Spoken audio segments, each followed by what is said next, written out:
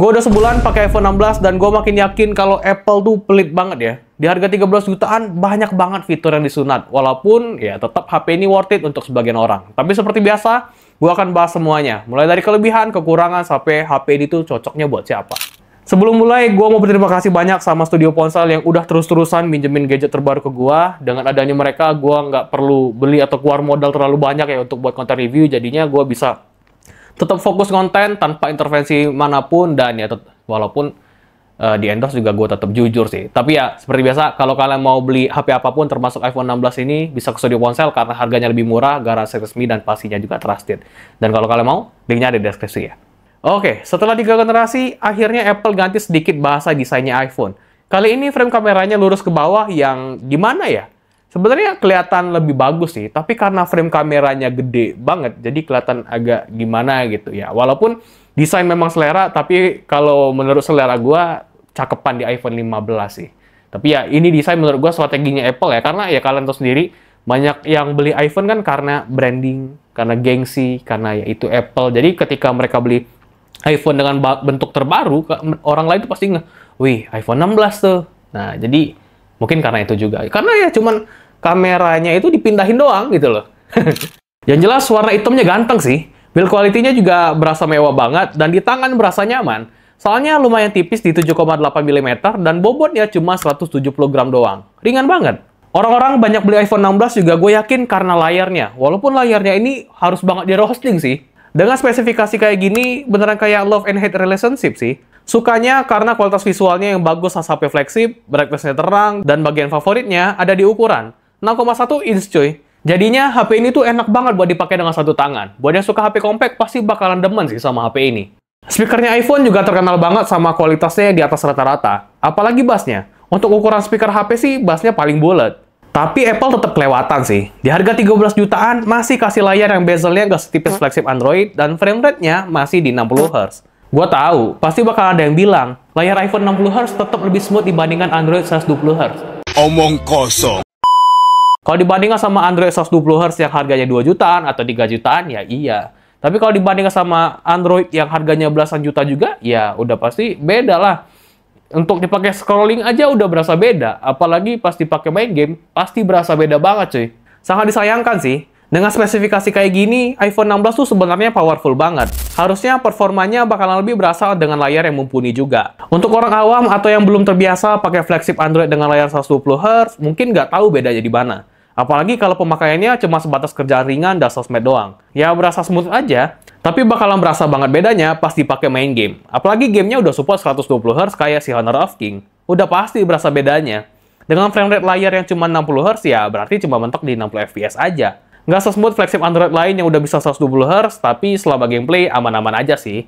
Rata-rata dapetin di 59 fps. PUBG Mobile juga kasusnya mirip. Nggak bisa Ultra Extreme atau 120 fps, jadinya gue mainin di HDR Extreme. Selama gameplay aman sih, tanpa kendala. Rata-rata dapetin 59 fps. Layar sensitif dan gyronya juga nggak delay.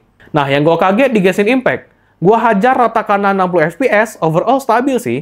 Walaupun terkadang masih ada frame drop, tapi menurut gua wajar. Soalnya si iPhone ngelimit performanya biar HP-nya nggak terlalu panas. Setelah 1 jam gue pakai main game, suhunya sampai di 42 derajat, yang terbilang nggak panas-panas banget sih, tapi ya agak panas juga. Apple juga pelit banget ya, kasih baterai iPhone 16 ini kecil banget, cuma 3561 mAh dan chargernya juga nggak dapet. Ini sulit dibela sih. Ya, gue tahu Apple fanboy bakalan bela, tapi ya gue udah siap counternya. Contohnya, walaupun baterainya kecil tapi tetap lebih awet daripada Android yang baterainya 5000 mAh. Itu omong kosong sih. Tergantung Androidnya dulu yang mana, soalnya ya flagship Android zaman sekarang kan baterainya udah 5000, udah 6000 mAh, dan udah terbukti awet ya. Gue biasanya dapat 8 sampai 10 jam screen on time, sedangkan di iPhone 16 ini ya gue cuma dapat 5 sampai 6 jam yang sebenarnya bisa dipakai seharian tanpa ketemu charger, tapi hitungannya ngepas dan di pemakaian yang nggak barbar ya. Kalau misal dipakai banyak main game atau maps, ya nggak kuat sih dipakai seharian ya. Belum lagi untuk urusan chargernya ya. Kalau charger udah nggak dapat ya udahlah ya. Samsung juga nggak dapat. Tapi charging speednya cuma 20 watt. Walaupun Apple fanboy pasti ngebela lagi nih. Ya sengaja iPhone kasih speednya lambat biar baterainya awet. Itu juga omong kosong. Gue udah lama pakai Android bertahun-tahun ya, baterainya aman-aman aja. Dan sama aja ketika bini gue pakai iPhone, ketika 2 atau 3 tahun HP baterainya udah boros banget, ya harus diganti juga ya. Sama aja kan sama kayak Android. Jadi ya menurut gua Apple udah harus berbenah sih soal baterai. Soalnya kan Android udah bisa kasih baterai yang gede banget di 5000-an mAh, tapi baterainya tetap tipis soalnya udah pakai teknologi silikon karbon. Sedangkan iPhone ya kalau bisa pakai teknologi tersebut ya paling nggak baterainya bisa lebih awet karena ya kapasitasnya udah lebih gede dan charging speednya juga sampai kapan mau selama itu gitu loh. Ya kalau mau argumen semisal ya, ngapain ngecas lama-lama? Ngecas juga ditinggal tidur? Iya, kalau memang kondisinya seperti itu terus. Tapi, pasti kan kita ketemu situasi yang dimana kita harus buru-buru ngecas atau kita pas malamnya sebelum tidur kelupaan ngecas dan dipakai. Pas mau pagi, mau berangkat, nah ini HP belum dicas. Nah, itu gimana tuh? Ya, sedia powerbank ya nggak gitu juga solusinya. Yang jelas, kalau misal Android bisa, kenapa si iPhone nggak bisa gitu loh. Walaupun untuk urusan software, gua akui Apple emang paling dermawan. iPhone 11 aja masih bisa dapetin iOS 26 nanti, dan iOS juga terkenal dengan UI-nya yang sangat simpel, ringan, dan kata teman gue yang ahli IT, iOS paling aman dan paling susah dibobol. Tapi buat gue, user Android, pakai iOS tuh lumayan merepotkan ya. Contohnya di beberapa situasi, kita tuh nggak bisa pakai tombol back yang kayak di Android kan, tinggal swipe dari sebelah kiri, sebelah kanan, ada ngeluarin tombol. Kalau iPhone tuh nggak bisa kayak gitu. Di beberapa aplikasi atau di beberapa situasi, harus gapai tombol yang di ujung kiri atas sini. Dan menurut gua agak ribet sih kalau misal kalian pakai iPhone yang seri Pro Max kan gede banget. Kalau dipakai dengan satu tangan, wih, susah tuh gapainya tuh. Kalau iPhone 16 ini masih bisa dimaafkan.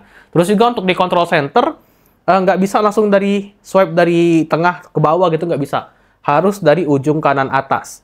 Nah, ini kalau misal kalian pakai iPhone 16 atau yang compact atau 16 Pro, ini masih enak dipakai dengan satu tangan. Tapi kalau kalian pakai 16 Pro Max, wih, ini agak susah loh gapainya. Jadi, menurut gua hal kecil itu masih direpotkan sama iOS ya. Ini menurut gua karena ya gua memang mementingkan user experience sih. Terus juga untuk urusan transfer file, gua yang pakai Windows ini merasa direpotkan juga. Soalnya untuk cuma kirim data atau foto aja masih direpotkan gitu loh. Ya memang ini resikonya kalau Apple kan dia ngejaga ekosistemnya harus pakai Mac segala macam gitu ya. Tapi buat gua yang nggak mau nyebur ke situ, ya bakalan kerepotan. Kecuali emang kalian udah ada di ekosistem tersebut, ya barulah kalian ngerasa semuanya seamless, semuanya gampang gitu. Tapi ya ini eksklusif buat kalian yang emang udah berada di ekosistemnya Apple. Karena alasan itu juga gua nggak mau pakai si iPhone. Karena ya kita harus nyebur ke ekosistemnya, sedangkan budget gue pas-pasan nih. Makanya gue pilih PC Windows biar bisa dipakai kerja, dipakai main game, dipakai ngapain aja bisa. Sedangkan kalau gue beli Mac, ya memang beneran untuk kerja, untuk ngedit. Tapi ya katanya kan udah bisa main game ya, tapi nggak semaksimal ketika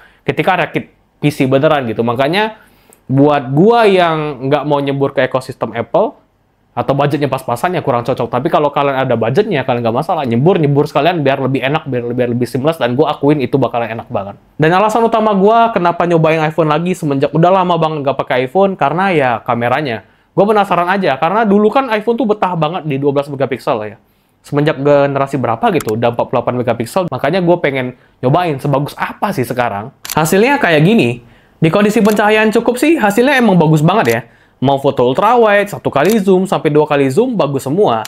Dynamic range-nya lebar, dan warnanya sebenarnya bisa kita atur sebelum jepret foto nih. Detailnya tajam, dynamic range-nya lebar, dan warna sebenarnya bisa kita atur sebelum jepret foto. Tapi di settingan default, emang cenderung warm dan nggak banyak processing ya, yang menurut gua enakan diedit dulu sih, biar lebih eye-pleasing. Foto portrait juga karakternya gitu, tetap tajam, dynamic range-nya juga tetap lebar, hasil bokehnya juga lumayan dramatis, dan background blur-nya termasuk rapi. Untuk foto selfie juga asik banget ya, soalnya kamera depannya tuh wide banget, terus juga detailnya juga masih bagus, dan menurut gua kayak nggak sejujur dulu ya. Soalnya skin tone dulu tuh kan bener-bener pori-pori, kelihatan banget, kusem-kusem kelihatan banget. Tapi kalau sekarang kayak ada semacam beautify-nya, walaupun nggak tebal banget, tapi tetap pori-pori kayak sedikit dihalusin sama dia, jadi fotonya biar kelihatan lebih eye-pleasing lagi.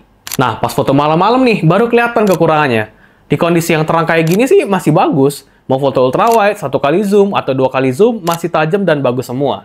Tapi kalau kondisinya agak remang-remang, barulah kelihatan lensa ultrawide-nya keteteran. Jadi kalau kondisinya kurang proper, pakai aja lensa utamanya. Untuk hasil foto, jujur iPhone 16 udah bagus sih. Tapi untuk urusan foto, masih lebih unggul Android di mata gua. Gua juga sempat compare sama daily driver gua, berasa banget nih bedanya.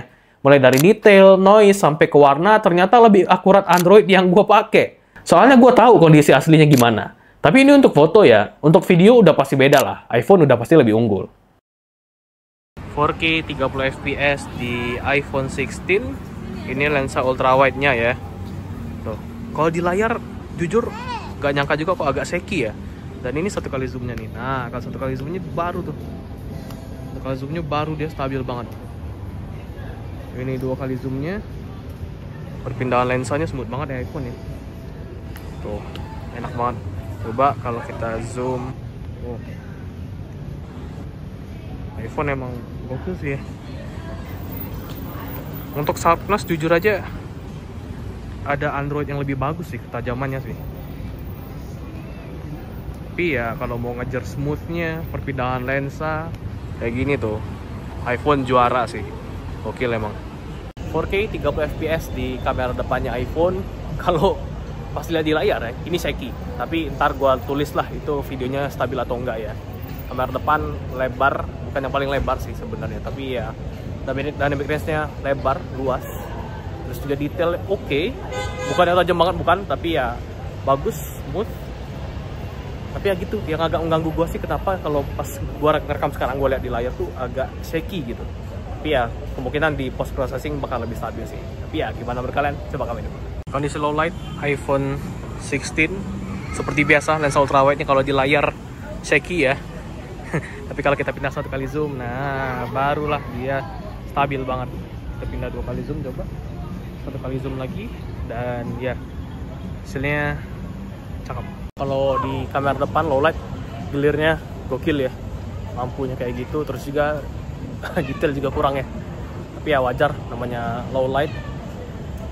Hasilnya kayak gini. Sebenarnya kalau di layar tuh shaky loh, di layar shaky, tapi ya nah kalau tempat agak terang kayak gini baru ada dia agak bagusan ya. Di layar agak shaky, tapi pas setelah videonya diproses barulah dia berasa jadi lebih cakep gitu ya. Tapi ya gimana menurut kalian? So itu dia pengalaman gue selama pakai iPhone 16 selama 1 bulan. Gue rekap kelebihan dan kekurangannya biar kalian tahu sebenarnya iPhone 16 ini cocok atau enggak sesuai dengan kebutuhan kalian.